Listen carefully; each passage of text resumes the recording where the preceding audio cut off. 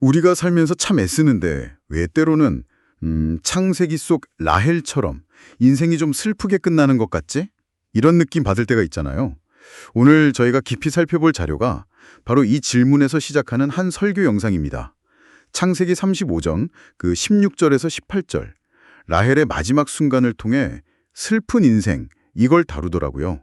네, 맞아요. 그 설교가 야곱 가족 이야기를 통해서 우리 삶의 복잡한 모습, 또 그 안에서의 선택, 그리고 어쩌면 잘 보이지 않는 그 약속의 의미 같은 것들을 생각해 보게 하죠.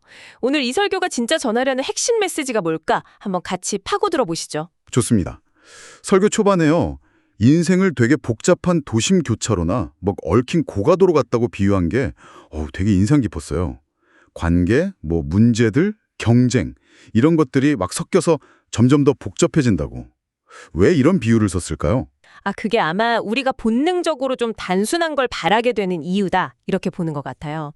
그 복잡함에서 좀 벗어나고 싶어서 뻥 뚫린 고속도로 같은 삶, 이걸 원하게 되고 그 해답으로 사랑받는 거, 아니면 남들보다 높아지는 거, 그러니까 경쟁에서 이기는 거, 이런 걸 찾게 된다는 분석이죠.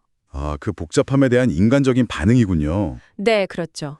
그런 복잡한 삶의 예시로 야곱의 인생을 쭉 보여주던데요.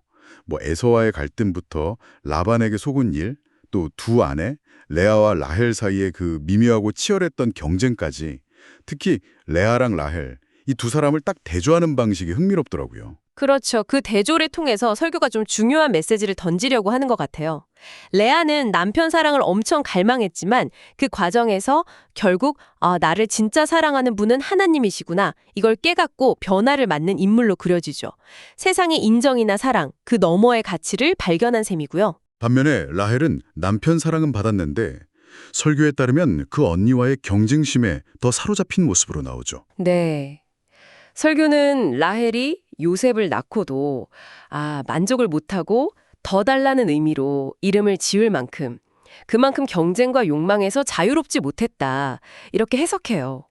하나님의 은혜, 그러니까 요셉을 얻은 기쁨을 누리기보다는 여전히 세상적인 승리, 이걸 더 갈망하는 모습으로 보여주면서 이게 결국 어떤 결과를 가져오는지 좀 보여주려는 것 같더라고요. 그래서 설교가 하나님 없는 수고는 헛되다 이런 주장을 하는 거군요. 세상적인 사랑이나 성공, 이것만으로는 진짜 만족이나 변화는 어렵다 이런 메시지로 들리네요. 네, 정확해요.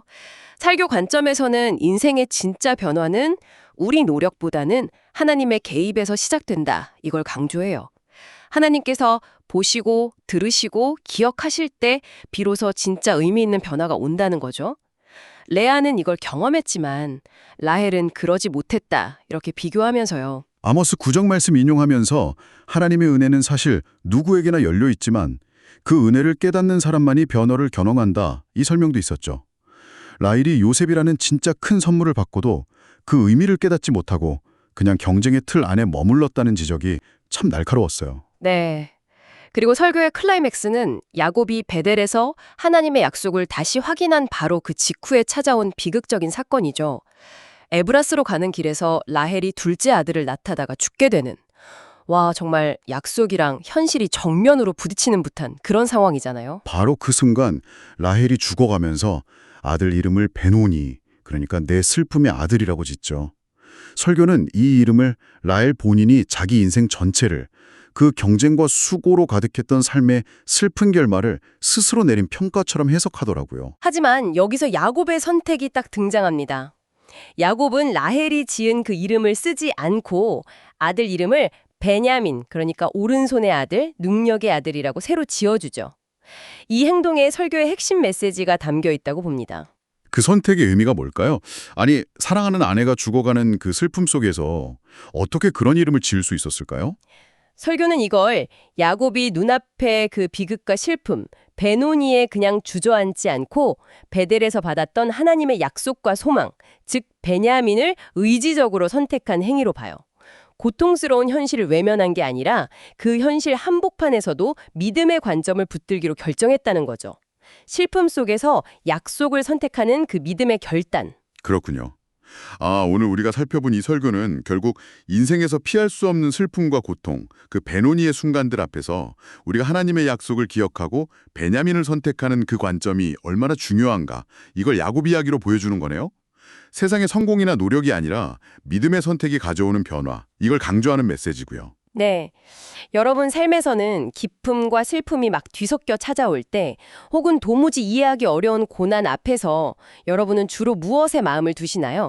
눈에 보이는 현실과 그로 인한 감정인가요? 아니면 그 너머에 있을지도 모르는 의미나 약속인가요? 이 설교는 바로 그 질문을 우리에게 던지고 있는 것 같습니다. 마지막으로 설교는 예수님 역시 십자가 위에서는 슬픔의 아들 베노니처럼 보였지만 우리는 믿음 안에서 그분을 부활하신 능력의 아들 베냐민으로 고백하고 선택한다고 이야기합니다. 여러분 삶에 놓인 어려움들을 그저 베노니로만 여기실 건가요? 아니면 그 안에서 베냐민의 가능성, 그러니까 새로운 의미와 소망을 발견하려고 노력하실 건가요? 이 관점의 차이에 대해 한번 깊이 생각해 보시는 건 어떨까 싶네요.